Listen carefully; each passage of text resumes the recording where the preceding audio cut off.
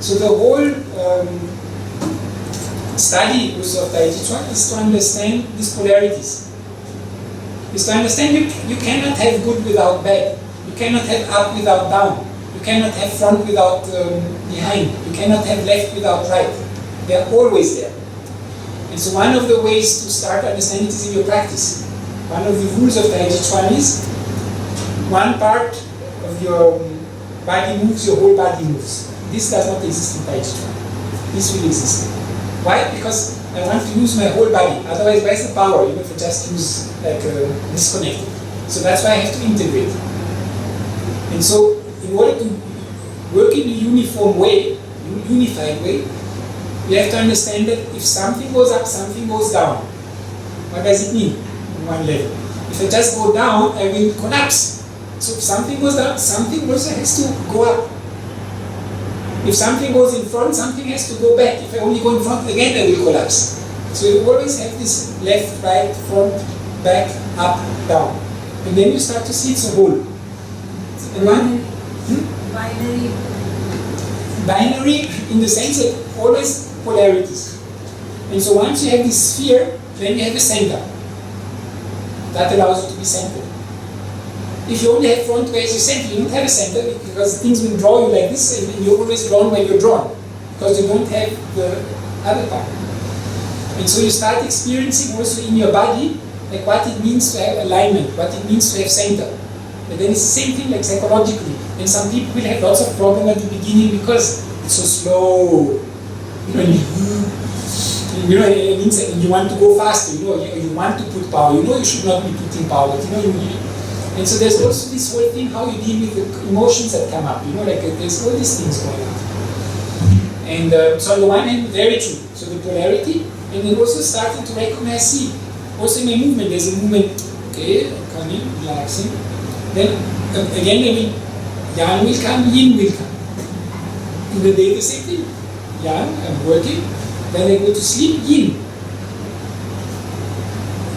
They want to take this away from us nowadays, but basically you work and you take some rest, and you take some holidays. If it's like you have to be like 150% all of the time, Yang, it will break. It's not possible, because the natural thing is, you have to have the rhythm, yoga, Spanda and Spanda.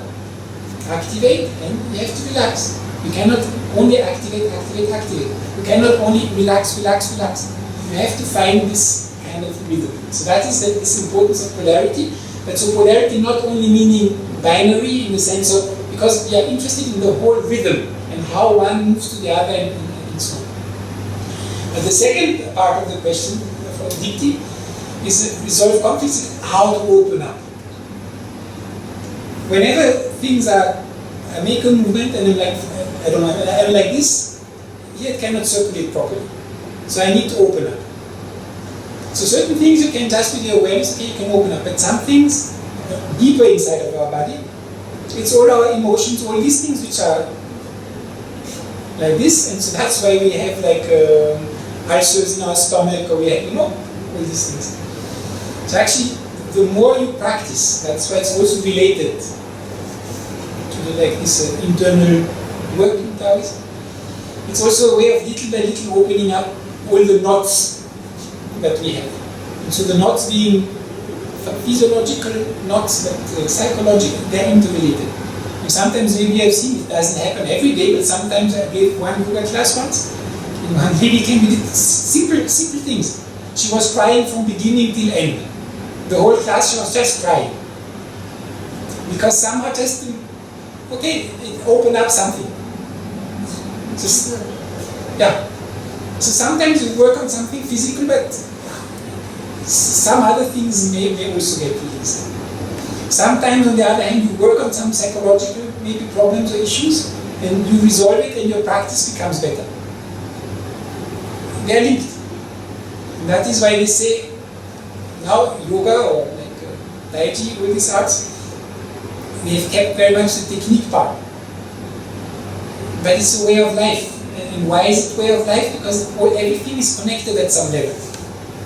And the danger is that sometimes not, because so many things have been published and lots of information which was like secret before is available, just like this.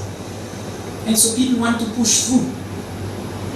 Before you had a master who just not give you certain practices before he thought that you were ready for doing those practices. So you had like a safety thing. And now people go on things and yeah, maybe they have not resolved some more basic issues. But then if you start pushing certain practices, yes, they will have some effect, but it's like chasing lightning through a log of wood. It will burn. Better don't do that. Better first make the installation of your nice superconductor wiring and then plug it in. And how do you make your superconductor? You know, and like it's a purifying. But purifying is okay. You have practices. That's one thing. But what is your psychology? How do you live? Yama niyama. It's very, very important. When we have all these things about like chakras and all these things, yes. Develop your compassion. Don't do any other practices. Your heart chakra will open. Develop your insight and it will also, there's a natural way also of opening up. Now there's also practices, and it's very helpful and beautiful to do them, but if you just do them and you don't do any of the, let's say, basic psychological, being a good human being work, means if you want to go in a certain direction, if you want to understand something about yourself, what do you have to do? You have to open up. As long as you say, okay, I don't want to open up, okay, don't open up. But if you want to understand something, the definition of understanding something is that you open up. That you put some light, that you let some light go where there was no light before. So then the question becomes, what are the things which block this opening up? And you have to release these things. And that is what is happening. Greed. I want. Okay, not opening up. Jealousy. Not opening up. So these values are not values in the sense of some dogma, you know, something like this. It's just to look at how a human being functions. You say, okay, you want to go from where you are and you want to understand certain things. Or, well, these will be things which will be obstacles. So that's why we have to deal with them, but at the same time, they don't like to be dealt with so easy. They resist. And so then, there again, Taiji teaches you a lot how you use also the strength of your opponent. How softness overcomes power. Because in the Indian context, I don't know, all your samskaras of, I don't know, like hundreds of thousands of lives that you had, and now you stand up and you say, like, I don't want anymore, I resist. I don't know if you will resist very long. And I was doing martial arts and one friend was 120 kgs, so I was doing karate at the time.